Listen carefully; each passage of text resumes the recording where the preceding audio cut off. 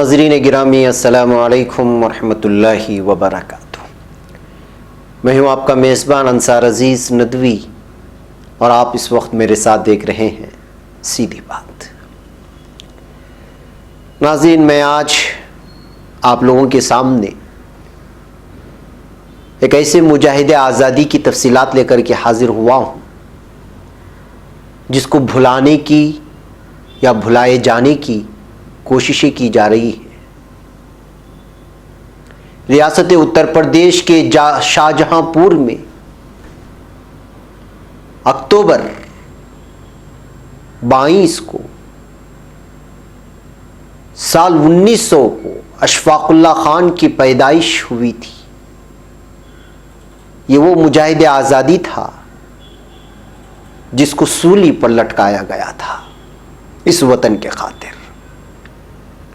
अंग्रेज़ों के दौरे हुकूमत में उन्हें जंग आज़ादी की तहरीक के दौरान काकोरी ट्रेन डकैती जिसमें अंग्रेज़ों का ख़जाना लूट लिया गया था, उसकी वजह से 19 दिसंबर 1927 को फैज़ाबाद की जेल में अंग्रेज़ों ने फांसी पर लटका दिया था।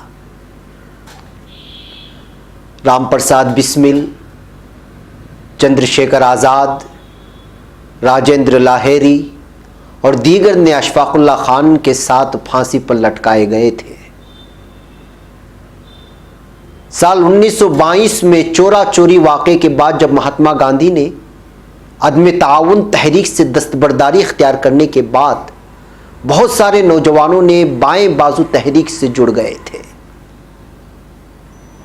और उन बाएं बाजू तहरीक से जुड़ने वालों में एक शख्स अशफाकुल्ला खान थे, जिन्हें इस बात का यकीन हो गया था कि बहुत जल्द हिंदुस्तान आज़ाद होने वाला है और उन्होंने इनकलाबियों के साथ देने का फैसला किया और राम प्रसाद बिस्मिल से दोस्ती कर लिया।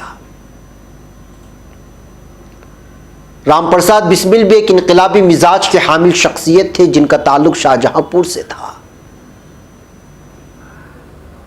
और इनकी चीज़ों को बहुत सारे बॉलीवुड फिल्मों में भी पेश करने की कोशिश की गई उनकी तारीख को, जिसमें सरे फहरिस्त रंग दे बसंती नामी एक फिल्म बॉलीवुड में लाया गया जिसमें अशफाकुल्ला खान की जंग आज़ादी के लिए जो कुर्बानियाँ पेश की गई थी उसको पेश करने की कोशिश की गई। पिछले कुछ सालों से मुस्लिम मुजाहिदीन आज़ादी की कुर्बानियों को फरामोश करने की कोशिशें की जा रही है नाज़रीन, जो भगवा सियासत का एक अहम तरीन हिस्सा है, लेकिन हम उनकी साजिशों में शरीक नहीं होंगे। वो जितना बुझाने की कोशिश करेंगे हम उसको उतना ही उठाने की कोशिश जारी रखेंगे।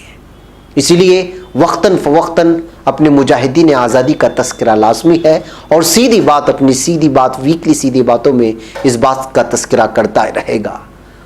वो चाहे इस्लाम के मुजाहिदीन हो या फिर अपने मुल्क को आज़ाद करने वाले मुजाहिदीन हो या वो जो इंसानियत का दर्स देते हो, उनकी तारीख़ को, उनकी दास्तान को सामने लाना ज़रूरी है।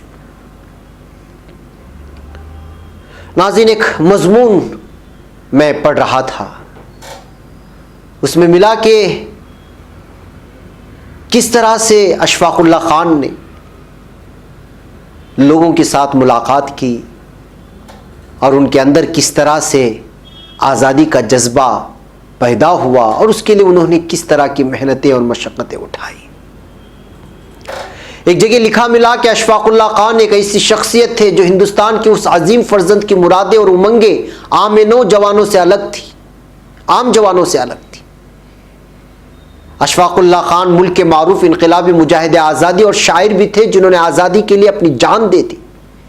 उर्दू शायरी का शगफ रखते थे, कलाम में वो वारिसी और हसरत का तखल्लुस इस्तेमाल करते थे।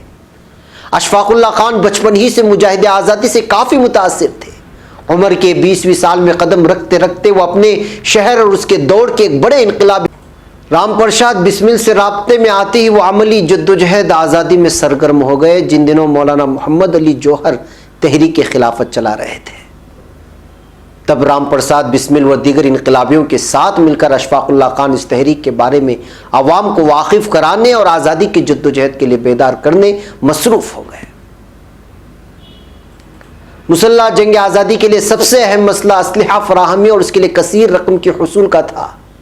इनकलाबियों ने तय किया कि बरतानवी हुकूमत पिछले 3 सदियों से हिंदुस्तान को लूट रही है चुनांचे रकम बरतानवी हुकूमत को लूट कर हासिल की जाएगी। इस मकसद के तहत इनकलाबियों ने 8 अगस्त 1925 को एक खुफिया नशिस्त यानी मीटिंग की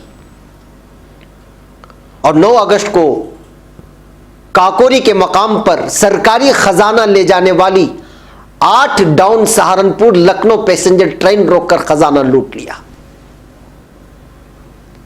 इस सारी कार्रवाई में अशफाकुल्लाह खान ने अकेली ही छीनी हथौड़ी की मदद से आहनी तिजोरी को तोड़ा था। इस मुहिम में राम प्रसाद बिस्मिल और अशफाकुल्लाह खान के अलावा राजेंद्र लहरी, सुचिंद्रनाथ बख्शी, चंद्रशेखर आजाद, केशव चक्रवर्ती, बनवारी लाल, मुकंदरी लाल, मुरारी लाल इनकलाबी भी शामिल थे। ये वाकया अंग्रेजों की ताकत का, उनका गुरूर और घमंड पर एक ऐसी कारी ज़र्ब थी जिससे बरतानवी हुकूमत बौखला उठी थी। अशफाकुल्लाह खान बहुत ही बेखौफ और खुश मिजाज और हौसलामंद इंसान थे। वो इनकलाबी होने के साथ साथ दर्दमंद शायर भी थे। शायर की हैसियत से अपना कलमी नाम हसरत वारिसी लगाते थे, लेकिन ये कम ही लोग जानते हैं कि अशफाकुल्लाह खान उर्दू के अलावा हिंदी और अंग्रेजी में भी लिखते थे। उनकी शायरी में मादर वतन की मोहब्बत और वतन की मिट्टी से गहरा लगाव होने का छाप अभी भी मौजूद है। किसी जगह वो लिखते हैं, नहीं तुमसे शिकायत हम सफीराने चमन मुझको, मेरी तकदीर ही में था कफस और कैद जिंदा की, जमी दुश्मन जमा दुश्मन जो अपने थे पराए हैं, सुनोगे दास्ता क्या तुम मेरे हाले परेशान की। भाई कैफ नाज़रीन, मुझे यहां पर एक छोटे से ब्रेक की इजाजत दे। मैं ब्रेक की उस पार उनके ही जबान से उनकी आप बेटी को सुनाऊंगा जो मुख्तलिफ हवालों से आप हम लोगों के सामने पेश करने की कोशिश की गई। मुझे एक छोटे से ब्रेक की इजाजत। नाजरीन, इस्तकबाल है सीधी बात के अनू की महफिल में। नाजरीन, चलिए मुजाहिद आज़ादी और इनकलाबी शख्सियत जनाब अशफाकुल्लाह खान शहीद, उनकी तफसील को आगे बढ़ाते हैं, उनकी तारीख को, उनकी दास्तान को सुनते हैं कि वो कैसे इनकलाबी बने। दरअसल डॉक्टर अबू सलमान शाहजहांपुरी ने अशफाकुल्लाह खान शहीद हयात व अफकार और काकुरी केस का हीरो, इन तमाम चीज़ों से किताब लिखी है, एक तरतीब दी है और इस मजमून को दी वायर ने भी शाये किया था कि वो किस तरह से अपनी ज़बान से ही इनकलाबी होने की दास्तान सुना रहे हैं। वो लिखते हैं, जब यूरोप की फिजा पर हिलाल के इर्द गिर्द ईसाइयत का तूफान उठ रहा था, जब खिलाफत के झंडे को सरनिगू करने के लिए यूरोप के तस्लीस परस्त जमा हो रहे थे, जब आले उस्मान के कमजोर और नहीफ जिस्म के चारों तरफ ईसाई जागो जगन मुजतबा हो रहे थे, जमा हो रहे थे, जब यूरोपीय चौधरी कभी आर्मेनिया को और कभी बल्गारिया और कभी सोरोया वालों को इटली के जरिए सामान हर्ब पहुंचा कर इश्तियाल दिला रहा था कि जो पाव ले लो, जो मिले उसे न छोड़ो, मासूम तुर्कों का खून तुम्हारे लिए हलाल है, इटली तराबलस को हड़प करना चाहता है, वहां रोजाना नित नए मजालिम ढाए जाने लगे हैं, शहीदों के मज़ारों पे जुड़ेंगे हर बरस मेले, वतन पे मरने वालों का यही बाकी निशान होगा, बहुत ही जल्द टूटेंगी गुलामी की ये जंजीरें, किसी दिन देखना आजाद ये हिंदुस्तान होगा।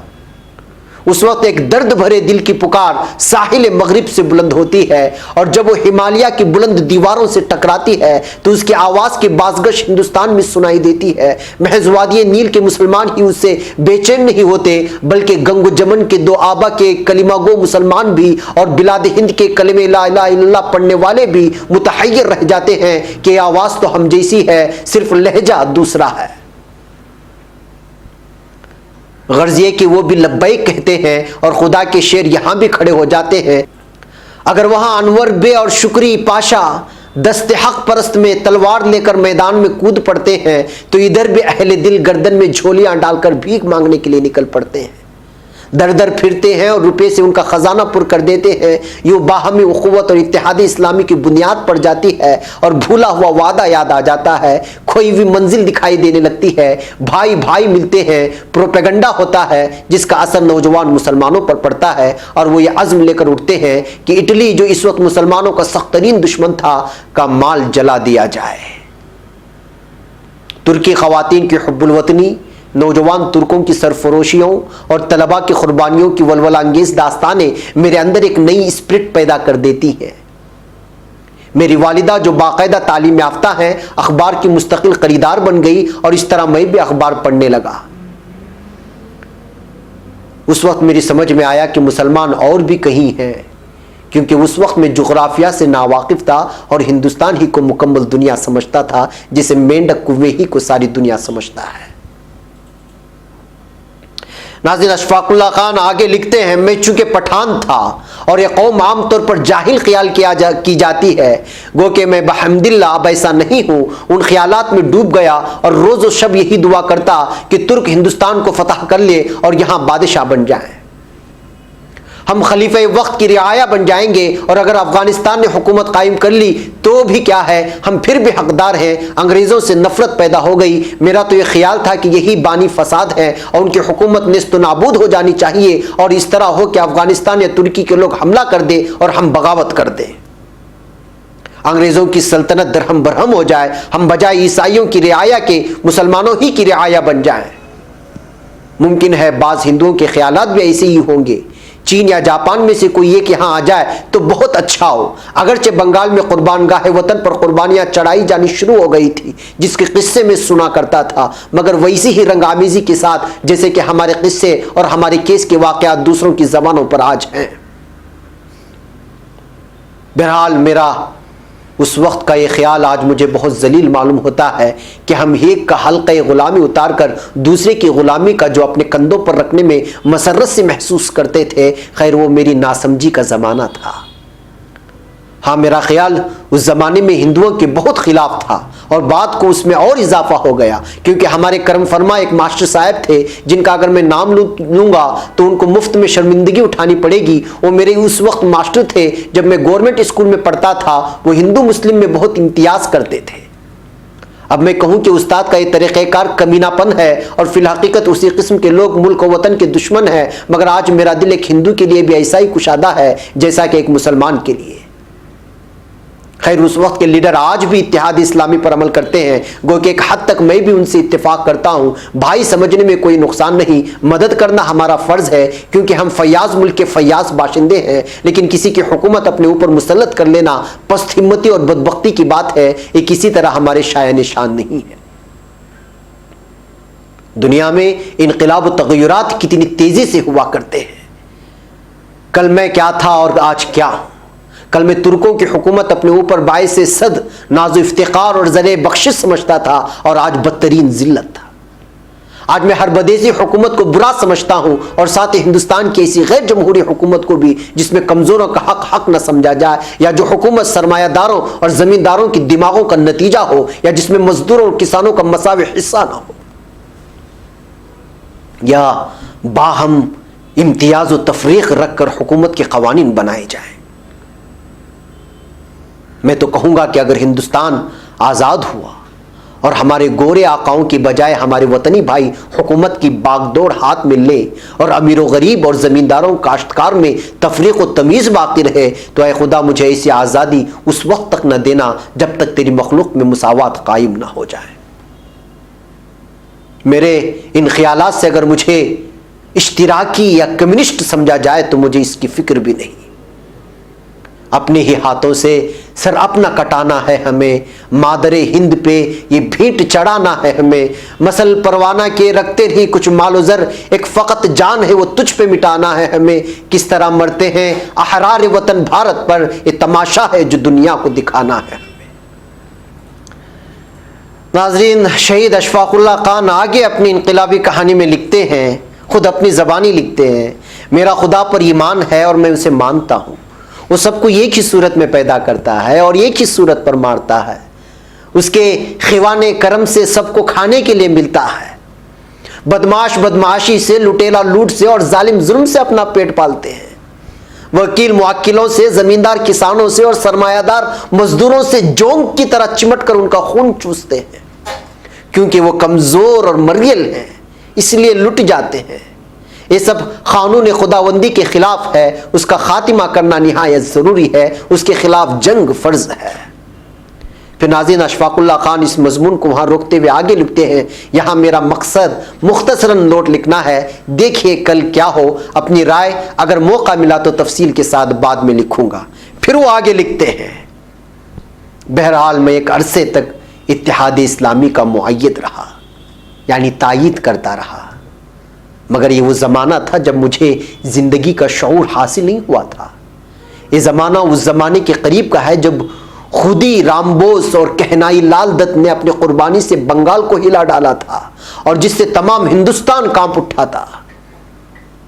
कभी कभी कहानियां सुनने में आई थी और बंगाली बमों का हाल सुनते थे तो दिल में ख्वाहिश पैदा होती थी कि हम भी ऐसे ही वो थे, मगर ये मालूम न था कि एक दिन हम भी खुद ही रामबोस और कहनाई लाल दत्त की तरह फांसी की कोठरी में बंद होंगे और हमारा तस्करा भी तलबा में उसी तरह होगा जिस तरह कभी हम लोग उनका जिक्र किया करते थे, और फिर क्या मालूम कि हमारा जिक्र करने वाले भी इसी तरह इस कोठरी को आबाद करें।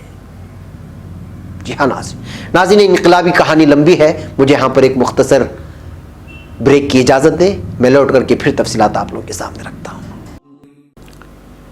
नाज़रीन, इस्तक़बाल है सीधी बात की अनोखी महफिल में।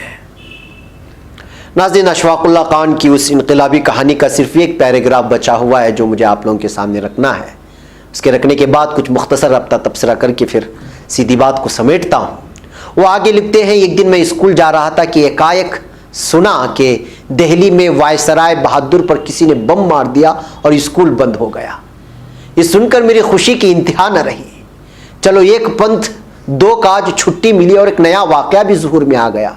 उसके बाद बाज़ारों में खूब गप्पे सुनी, जैसे कि अब हम पर बाहर होती है। आप महात्मा श्रीदास बिहारी बोस की कैफियत से तो बखूबी वाकिफ़ हैं। मैं भी वाक़या समझने के काबिल था और वो जगह भी देखी जहाँ वो अय्याम फरारी में रहते थे। खैर, वो कामयाब होकर बाहर निकल गए और हम कोठरी में इस वक्त बंद हैं। नाज़रीन, ये इनकलाबी शख्सियत ने अपने असीर, जब जिंदा में असीर थे तो उस वक्त इस इनकलाबी कहानी को लिखा था और अपनी दास्तान को लिखा था कि किस तरह उन्होंने लूटा और किस तरह उनके अंदर इनकलाबी जज्बा पैदा हुआ अपने हिंदुस्तान के लिए मर मिटने का, अपने मुल्क के लिए, अपनी मिट्टी के लिए मर मिटने का। फिर उनके साथ जो साथ आए, फिर उनके बाद अंग्रेज़ी हुकूमत की जानिब से फांसी दे दी गई थी। बहरकैफ नाज़रीन, अशफाक़ुल्लाह खान हिंदू मुस्लिम इत्तेहाद के मजबूत हामी थे। उनके लिए मंदिर और मस्जिद एक जैसे थे। एक बार का वाक़या है कि शाहजहांपुर में हिंदू मुसलमान आपस में झगड़ गए और मारपीट तक बात आ गई। उस वक्त अशफाक़ुल्लाह खान राम प्रसाद बिस्मिल के साथ आर्या समाज मंदिर में बैठे हुए थे। इसी दरमियान में कुछ मुसलमान वहाँ आ गए और वो मंदिर पर हमला करना चाह रहे थे। अशफाक़ुल्लाह खान ने अपनी कमर से फ़ौरन पिस्तौल निकाल लिया और गरजते हुए बोले, मैं भी कट्टर मुसलमान हूँ, लेकिन इस हैकल की एक एक ईंट मुझे जान से प्यारी है। मेरे लिए मंदिर और मस्जिद बराबर है। अगर किसी ने भी मंदिर की तरफ नज़र उठाई तो मेरी गोली का निशाना बनेगा। अगर तुम्हें लड़ना है तो बाहर सड़क पर जाकर खूब लड़ो। ये सुनकर सबके होश उड़ गए और किसी की हिम्मत नहीं हुई कि इस मंदिर पर हमला करे। अशफाक़ुल्लाह खान ने इत्तेहाद के लिए भी अपने शेर लिखे और उसको आम किया। ये झगड़े और बखेड़ा मिटाकर आपस में मिल जाओ, अबस तफरीक है तुम में ये हिंदू और मुसलमान की। अशफाक़ुल्लाह खान ने अपने मुल्क की आज़ादी के लिए जितनी भी कुर्बानियाँ मुमकिन हो सकती थी वो सब कुर्बानियाँ दी। अशफाक़ुल्लाह खान एक सच्चे इनकलाबी थे। अशफाक़ुल्लाह खान के एक ज़मीर फरोश दोस्त ने 8 सितंबर 1926 को पुलिस से उनकी मुखबरी कर दी और वो जहाँ थे वहाँ पुलिस आकर के, अंग्रेज़ आकर के उनको गिरफ़्तार करके ले गए। फिर लखनऊ की एक अदालत में उनका मुकदमा चला। अशफाक़ुल्लाह खान फैज़ाबाद सेंट्रल जेल में असीर बन कर के रहे, पाबंदी के साथ नमाज अदा करते रहे, तिलावत कलाम पाक उनका मामूल था और एक सच्चे पक्के मुसलमान की तरह वो वहाँ रहे और सारे शायर इस्लाम को और फ़राइज़ इस्लाम को अदा करते रहे। उन पर कभी किसी तरह का खौफ हावी नहीं हुआ। जितना अरसा वो जेल में रहे, एक सादा लोह इंसान की तरह वहाँ गुजारा। वहीं से उन्होंने अपनी माँ को एक ख़त लिखा जब उनके लिए फांसी की सज़ा तय कर दी गई। वो लिखते हैं, कल मुझे फांसी दी जाएगी। जब मेरी लाश आपके सामने, अपनी माँ के नाम लिख रहे हैं, कल मुझे फांसी दी जाएगी। जब मेरी लाश आपके सामने आए तो रोना मत, बल्कि मुझे इस तरह इस दुनिया से रुखसत करना जिस तरह एक माँ अपने प्यारे बेटे को दुल्हा बनाकर दुल्हन लाने के लिए बारात के साथ भेजती है। प्यारी अम्मी, तुम्हारा ये बेटा आज़ादी की दुल्हन लेकर ज़रूर आएगा। प्यारी अम्मी, आप जानती हैं कि आपसे बड़ी भी मेरी एक माँ है जिसका नाम मादर वतन है। जब सारे हिंदुस्तानियों की माँ को गुलामी की जंजीरों में जकड़ दिया गया हो तो उसके बेटे किस तरह से जिंदा रह सकते हैं। ये अल्फाज थे अशफाकुल्लाह खान के, जो उन्होंने अपनी माँ को उस वक्त लिखा था जब ये तय हो गया था, फैसला सुना दिया गया था कि उनको फांसी दी जाने वाली है। नाज़रीन, वो एक सच्चे देशभक्त थे। जब उनकी फांसी का दिन करीब आया तो उन पर किसी तरह की घबराहट या परेशानी की झलक उनके चेहरे पर दिखाई नहीं थी। 19 दिसंबर 1927 को मामूल से पहले ही वो बेदार हो गए, गुस्ल किया, धुले हुए कपड़े ज़ेबे तन करके नमाज पढ़ी और तिलावत कुरान के बाद जो दुआ मांगी वो आज भी तमाम मुहिब्बान वतन के लिए एक मिसाल है। उन्होंने हाथ उठा करके दुआ मांगना शुरू किया और कहा, ऐ खुदावंदे करीम, मैं तुझसे और कुछ नहीं मांगता। अगर तू मेरे आखिरी वक्त की दुआ कबूल कर ले तो मैं मांगता हूं कि दिलों से तासुब को मिटा दे। हिंदू और मुसलमान आपसी झगड़ों में अपना वक्त बर्बाद न करके मिलकर मुल्क को आज़ाद कराएं और खुशहाल बनाएं।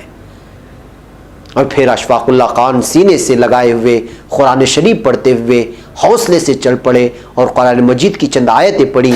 फिर फांसी के फंदे को चूमते हुए कहा, मेरे हाथ कभी इंसानी खून से रंगीन नहीं हुए। मेरे ऊपर जो इल्ज़ाम लगाया गया वो गलत है। खुदा के यहाँ मेरे साथ इंसाफ ज़रूर होगा।